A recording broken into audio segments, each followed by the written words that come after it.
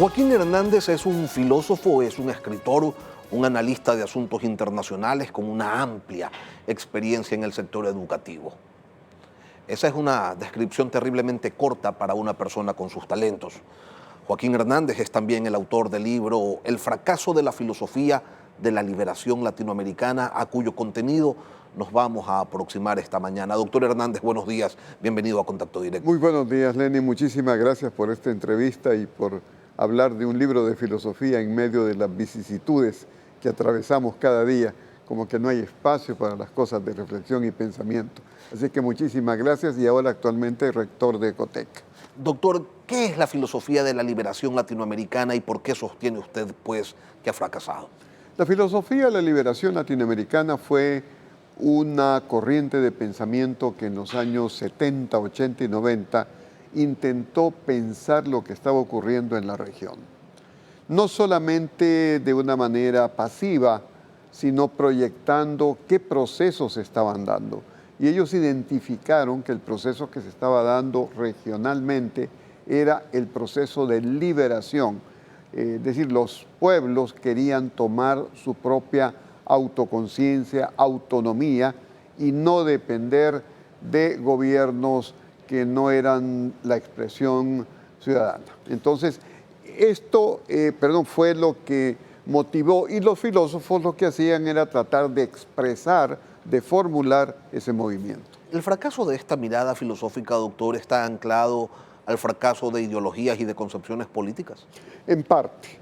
Yo creo que la filosofía de la liberación, por una parte, fue un metarrelato, como se suele decir ahora, que pretendía una utopía, pero no entendió la utopía y por eso en 3 décadas o en 2 décadas quedó fuera del campo incluso de la filosofía y de las ciencias sociales. Pero por otro lado, además, tenía una pretensión.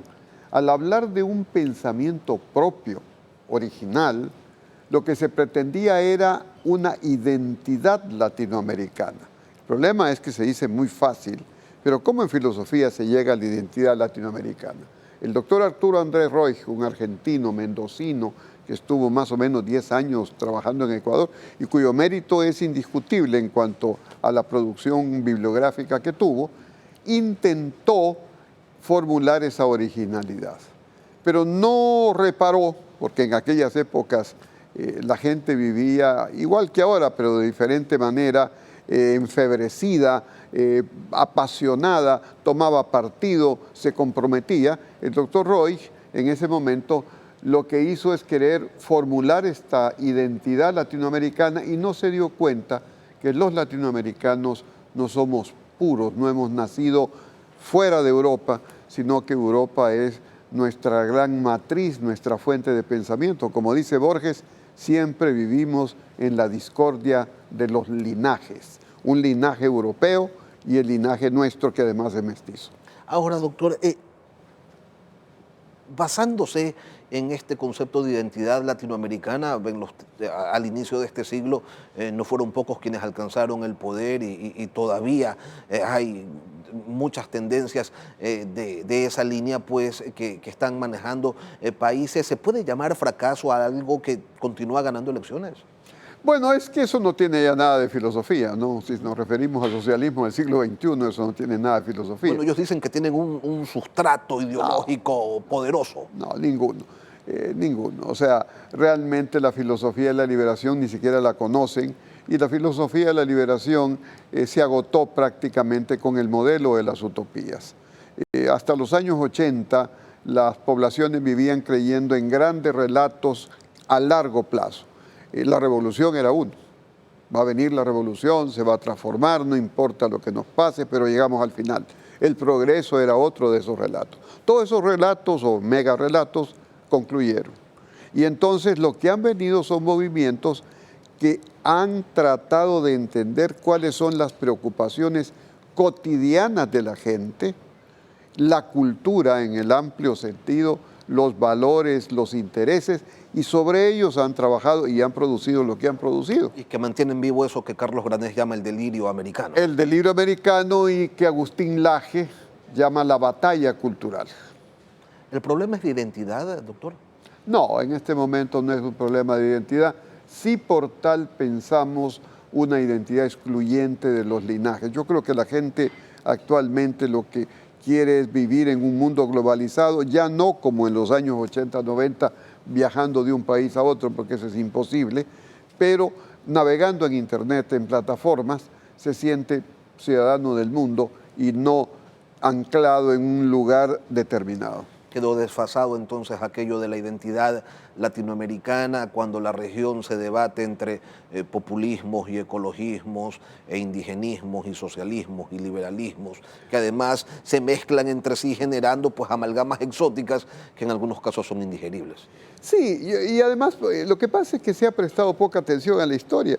A finales del 19, comienzos del 20, el gran poeta de toda América Latina y que incluso influye a nivel europeo, Rubén Darío, un nicaragüense, leía a Verlaine, Mallarmé, Rimbaud, es decir, la herencia francesa. Entonces nos olvidamos que el mejor poeta, el más grande poeta del siglo XX, era un poeta que, claro, hacía sonetos, pero por otra parte se inspiraba en Mallarmé, en Verlaine, es decir, conciliaba los linajes, asumía los linajes. Yo creo que ese es el asunto. Pertenecemos a diferentes linajes y en esas discordias que se dan, evidentemente, vivimos. Doctor, si la filosofía es la discusión sobre las alternativas y los problemas de la realidad, ¿es posible una filosofía latinoamericana? De acuerdo a la tesis de mi libro, no es posible. No es posible una filosofía latinoamericana porque si se quiere hacer una filosofía absolutamente regional, que exprese nuestros valores independiente de toda nuestra historia anterior, eso lleva al fracaso. Y por eso en mi libro, me permito decirlo, hay una cita de Borges, que es un poco maliciosa, porque allí es un cuento de Borges el Sur, que aparece en Ficciones, donde dice que en el año 1879, un tal Johannes Dallmann, un pastor protestante alemán, desembarcó en el puerto de Buenos Aires.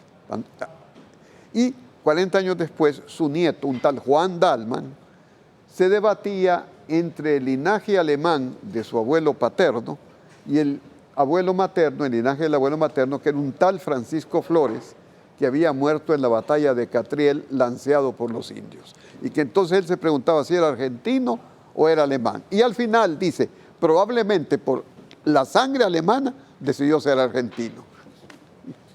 Si para hacer filosofía, doctor,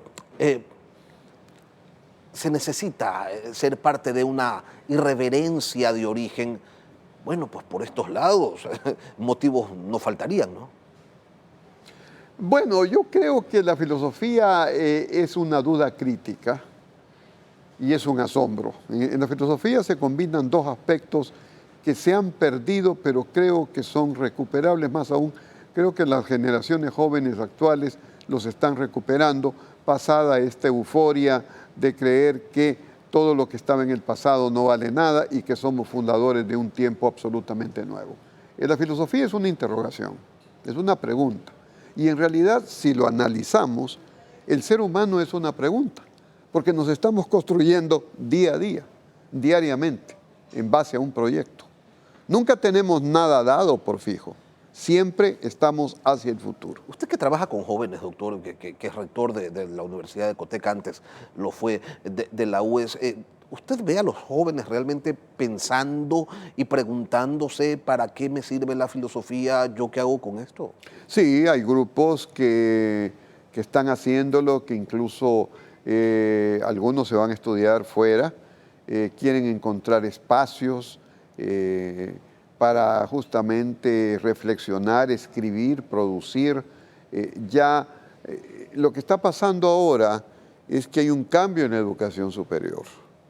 Y estamos pasando de un modelo de acumulación de conocimientos, como era antes, excesivamente profesionalizante, a un modelo educativo donde se privilegian las metas, los valores, los principios, las habilidades blandas, que son las que le van a permitir a estos jóvenes navegar durante los 40 años o 50 o 60 que tengan de vida, porque van a tener diferentes trabajos, los conocimientos se vuelven obsoletos en 5 años, van a tener diferentes interlocutores, diferentes ambientes.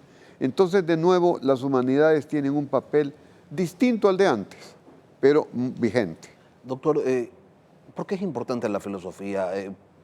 ¿Qué pasa cuando un país no se piensa a sí mismo y por ende no se entiende? ¿Cuáles son las consecuencias? Pues, para decirlo en dos palabras, nos convertimos en ciudadanos sin república, que es una frase de un escritor peruano actual. Es decir, vivimos al día a día, vivimos sin reflexionar, sin analizar nuestra historia, sin elevarla a nivel conceptual, y por lo tanto estamos sujetos a los azares y a la improvisación permanente, es decir, a la supervivencia. Joaquín Hernández, filósofo, escritor e internacionalista. Doctor, mil gracias por acompañarnos hoy aquí en Contacto. Muchísimas gracias por este espacio, Lenin, y un saludo muy cordial a todos los que nos están escuchando.